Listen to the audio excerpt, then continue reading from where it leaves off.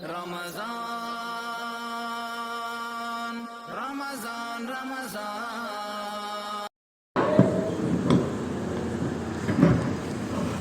بسم اللہ الرحمن الرحیم۔ اللہ رب العزت کا بے انتہا فضل ہوا کہ اللہ تعالیٰ نے آج ہمیں چوتھی تراویح پڑھنے کی توفیق عطا فرمائی، اور آج الحمدللہ 15 پارے مکمل ہو چکے ہیں، یعنی آدھی قرآن ہم مکمل کر چکے ہیں۔ ایک بہت بڑی ہمارے لیے خوشی کی بات ہے، مسرت کی بات ہے۔ جہاں سے شروع ہوا تھا پارے 12 سے، اس میں اللہ تبارک و تعالیٰ نے سب سے پہلے یہ فرمایا کہ رزق کے دروازے اللہ کے پاس ہے۔ روئے زمین پر کوئی جانور ایسا نہیں ہے یا کوئی جان والا جاندار ایسا نہیں ہے مخلوقات میں کہ جس کے رزق کی ذمہ داری اللہ نے نہ لی ہو۔ ساری کائنات کو کھلانے والے، پلانے والے اور ہوائیں چلانے والے اور ساری انسانیت کی زندگی کو بچانے والی ذات اللہ کی ہے۔ اس میں اللہ تبارک و تعالیٰ نے یہی فرمایا کہ ہم نے روئے زمین پر کوئی مخلوق کو ایسے نہیں چھوڑا جو بھوکا پیاسا رہ جائے۔ بعض مفسرین نے یہ فرمایا کہ جب بندہ پیدا ہوتا ہے، یعنی پیدا ماں کے پیٹ میں چلے جاتا ہے اور 4 مہینے کا ہو جاتا ہے تو ایک فرشتے کو اللہ تعالیٰ ماں کے پیٹ میں روانہ کر دیتا ہے اور اس کو یہ حکم دیتا ہے کہ دیکھو اس کی زندگی کے بارے میں لکھ دو کہ یہ کتنے دن زندہ رہے گا، اور دوسرا یہ لکھا جاتا ہے کہ اس کا رزق لکھ دو کہ کتنا کھانا کھائے گا، اور تیسرا یہ لکھا جاتا ہے کہ اس کی موت کہاں پر واقع ہوگی۔ یہ تین چار چیز، اور چوتھی چیز یہ لکھی جاتی ہے کہ اس کو کہاں پر دفن کیا جائے گا۔ یہ ساری کی ساری باتیں اللہ تبارک و تعالیٰ نے مختلف اعتبار سے امت کے سامنے ظاہر فرمائی اور کہا کہ انسان کو رزق کی تلاش کی ضرورت ہی نہیں ہے، کیونکہ ہم نے دیکھا کہ پچھلے سال میں لاک ڈاؤن ہو گیا تھا، لیکن 2 سال سے پریشانیوں کے عالم میں ہر مسلمان بلکہ پورے ملک میں اور سارے عالم میں انسانیت یعنی بے چین ہو چکی تھی۔ لیکن اس زمانے میں بھی اللہ تعالیٰ نے اتنا رزق ہمیں دیا کہ گھروں میں 2 مہینوں کا زیادہ راشن ہمارے گھروں میں اللہ نے جمع کر دیا۔ یہ کوئی بات ایسی نہیں ہے، یہ اللہ کا احسان تھا۔ اللہ اپنے بندوں کو طے کرتا ہے جو مالدار ہے، اللہ اپنے ان بندوں تک وہ مال پہنچاتا ہے جو محتاج ہے۔ یہ اللہ کا قانون ہے، اللہ کی قدرت ہے، اس لیے ہمیں اللہ پر ایمان لانا چاہیے۔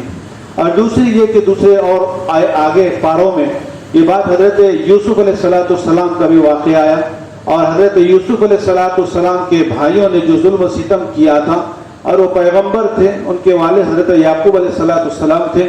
اللہ نے باپ بیٹے کے دل میں محبت پیدا فرمائی تھی، اور 12 بیٹے ان کے تھے۔ فرمایا اتنے بیٹے ان کے تھے، 2 بیٹے الگ تھے اور 9-10 بچے الگ ماں کے تھے۔ تو حضرت یوسف علیہ السلام کو اللہ نے جب پیدا کیا تو دنیا کا سب سے زیادہ حسن ان کو عطا فرمایا، دنیا کا آدھا حسن اور آدھی خوبصورتی ان کو عطا فرمائی۔ اور حال یہ تھا کہ حضرت یوسف علیہ السلام کے بھائی جب ان کے والد اس بچے کو چاہنے لگے، محبت کرنے لگے، فطری بات ہے جو بچہ خوبصورت ہوتا ہے، اچھا ہوتا ہے، 10 بچوں میں کسی ایک بچے سے باپ زیادہ محبت کرتا ہے۔ حضرت یعقوب علیہ السلام اپنے بچے حضرت یوسف سے محبت کرتے تھے۔ وہ حسد بھائیوں کو ہوتا تھا کہ یہ ہمارے والد اپنے اس بچے سے محبت کر رہے ہیں، دوسرے اور بھائیوں سے محبت نہیں کر رہے، لہذا انہوں نے یہ پلان بنایا ہم اس کو قتل ہی کر دیں گے، اس کو مارے ڈالیں گے۔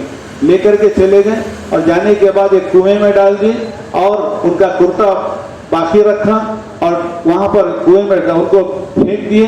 اور بھائیوں نے ایک پلان بنایا کہ ہم والد کو کیا کہیں گے۔ ایک بھیڑے کا انہوں نے ایک شکار کیا، اس کا خون لیا، ان کے کپڑوں کو لگایا اور والد کے سامنے جا کر کے کہہ دیا کہ ابا جان یوسف کو بھیڑیے نے کھا لیا ہے، اور اس کا ثبوت یہ ہے کہ دیکھو اس کا کپڑا پھٹا ہوا ہے۔ حضرت یعقوب علیہ السلام پریشان ہو گئے، کیسے جو ہے تم غفلت میں رہے، لیکن اللہ نے ان کی حفاظت فرمائی۔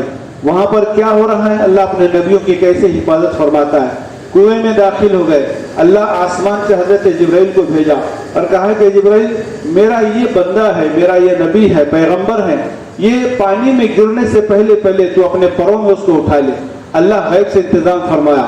معصوم بچے تھے، 3 سال 4 سال کے بچے تھے، اور آپ کو اٹھا لیا گیا اور بغل میں حضرت جبرائیل نے اٹھا لیا اور اٹھانے کے بعد اللہ تعالیٰ نے ان کو نبوت عطا فرمائی اور اتنا حسن دیا کہ کنارے حضرت یوسف علیہ السلام کو کنارے رکھ دیا گیا پانی کے علاقے میں، پانی کے اندر نہیں بلکہ کنواں بڑا تھا، ایک کنویں کے حصے میں رکھ دیا گیا۔ اب وہاں پر یہ ہوا کہ قافلہ آیا دور سے پانی کے لیے، پینے کے لیے آیا، تو وہ نتیجہ یہ حضرت جبرائیل نے ان آنے والے قافلوں نے جو ڈول چھوڑا تھا اس ڈول میں حضرت یوسف کو بٹھا دیا۔ اب لوگ جو ہے ڈول کھینچنے لگے تو دیکھا اندر سے اتنا خوبصورت بچہ، اتنا سفید بچہ، اتنا پیارا بچہ، اور وہ ایسے لوگوں کو ملا جن کی کوئی اولاد ہی نہیں ہوئی تھی۔ اب انہوں نے یہ سمجھا کہ ہم کو اللہ نے اولاد عطا فرما دی، لہذا بازار میں بیچنے کے لیے چلے گئے، یوسف کو بیچنے لگے، بعد میں سودا بازی کرنے لگے۔ نتیجہ یہ ہوا کہ ایک بڑے بادشاہ کو ان کو بیچ دیا گیا۔ اب وہاں پر حضرت یوسف بڑے ہوئے پلے، اور وہ واقعہ زلیخا کے ساتھ واقعات پیش آئے۔ زلیخا حضرت یہ بادشاہ کی بیوی تھی، حضرت یوسف سے محبت کرنے لگی، پیار کرنے لگی، اور مصر کے ساری خواتین کو ایک دن جمع کیا اور کہا کہ دیکھو اس علاقے میں سب سے خوبصورت میرا شوہر، میں جس کو چاہتی ہوں وہ میرا ایک بندہ ہے، میں اس کو سامنے پیش کروں گی۔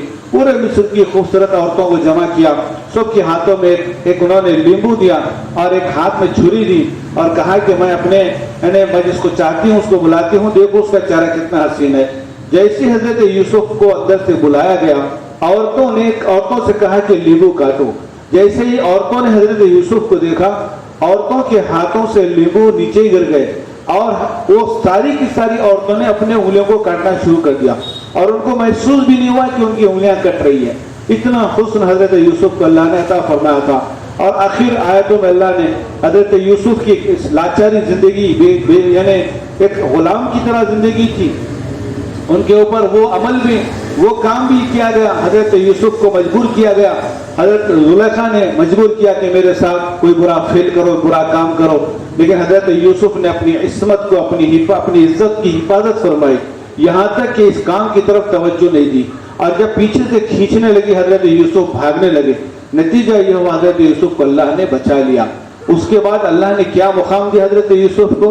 نہ کسی آپ نے نہ کسی الیکشن میں وہاں پر کھڑے ہوئے تھے، نہ آپ کا کوئی مطالبہ تھا کہ میں کچھ بڑا منتری بنوں گا، وزیر اعظم بنوں گا، بادشاہ بنوں گا، لیکن اللہ نے حضرت یوسف علیہ السلام کو جیل میں، جب اس کے ساتھ یہ معاملہ نہیں ہوا تھا اور انہوں نے غلط کام نہیں کیا تھا، 7 سال تک جیل میں اس کو داخل کیا، حضرت یوسف کو رکھا گیا۔ جیسے ہی وہاں سے نکلے اور نکلنے کے بعد اللہ نے حضرت یوسف کو بادشاہ سے نوازا۔ اتنی بڑی بادشاہ، پورے ملک کے مصر کی بادشاہ حضرت یوسف علیہ السلام کو اللہ نے دی۔ یہ دعا کی اللہ تعالیٰ سے حضرت یوسف نے، اللہ میں وہ علم جانتا ہوں، مجھے وہ علم معلوم ہے جو امت کے سامنے کس طریقے سے خلافت کی جاتی ہے۔ یہ سارے واقعات آئے اور یہ ساری چیزیں آئی۔ پھر آخر میں سورہ کہف آپ کے سامنے پڑھا گیا، اس میں بھی ایک واقعہ جس میں چند نوجوان تھے جو بڑی عبادت کرنے والے تھے، بڑے اللہ سے پیار اور بڑا لگاؤ رکھنے والے تھے۔ اب نتیجہ یہ ہوا، وقت کا بادشاہ کہنے لگا کہ تم ہم کو خدا بناؤ، ہماری عبادت کرو۔ نوجوان بچوں نے کہا کہ نہیں تیری عبادت ہم نہیں کرتے۔ یہ بچے چلے گئے، ایک غار میں چلے گئے، اندر چلے گئے، اللہ نے ان کی حفاظت فرمائی اور وہ غار کے دروازے کو بند کر دیا گیا، اور ان کے ساتھ ایک کتا بھی تھا، وہ کتا بھی اندر ان کے پاس ان کے ساتھ رہنے لگا۔ 100 سال تک وہ 7 نوجوان اس غار کے اندر رہے اور وہیں پر انہوں نے قیام کیا، سوتے گئے۔ سورج بازو سے نکلتا گیا، ٹھنڈا سورج نکلتا گیا اور ڈوبنے والا سورج نکلتا گیا۔ اب یہ کروٹیں بدل رہے اور سو رہے، کروٹیں بدل رہے، سو رہے۔ 100 سال کے بعد جب یہ باہر آئے، بھوک لگی، ایک ساتھی نے کہا کہ بھائی بازار سے کچھ چیز خرید کر لاؤ، کھانے پینے کے لیے کچھ انتظام کیا جائے۔ جیسے یہ بچہ اپنے پاس جو سکے تھے وہ سکے لے جا کر کے جو ہے دکان میں دیا، تو لوگوں نے کہا کہ اس کو خزانہ ملا ہے، یہ بہت پرانا سکہ یہ لا کر کے ہم کو دے رہا ہے، اب اس کے پاس زیادہ سکے ہوں گے۔ لوگ اس زمانے کے پیچھا کرنے لگے، کہا کہ نہیں یہ اس زمانے کا واقعہ ہے، یہ اس زمانے کا سکہ ہے، ہم لوگ یہیں سوئے ہوئے تھے۔ وہ اللہ کے نیک بندے تھے، اللہ نے ان کی حفاظت فرمائی تھی۔ وہ جو کتا ہے، نیک لوگوں کی صحبتوں کی وجہ سے اللہ تعالیٰ اس کتے کو بھی ان 7 نوجوان جن کو جنت میں اللہ جگہ عطا فرمائی ہے، فرمایا کہ یہ کتا بھی ان کی طرف سے جنت میں داخل ہوگا۔ حالانکہ کتا ناپاک ہے، اس کا تھوک ناپاک ہے اور اس کا رکھنا ناپاک ہے۔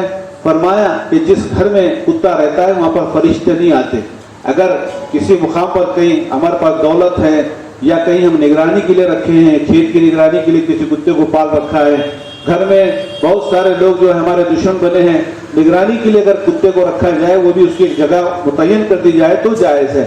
لیکن اگر کوئی کتے کو اپنے پاس رکھتا ہے تو فرشتے اس گھر میں داخل نہیں ہوتے. یہ واقعہ جو حضرت یعنی سورہ کہف میں بھی اللہ تعالیٰ نے ذکر فرمایا. اللہ سے دعا کیجیے کہ اللہ تعالیٰ ہم سب کو بھی ایسے نیک لوگوں کی صحبتیں اختیار کرنے کی توفیق عطا فرمائے.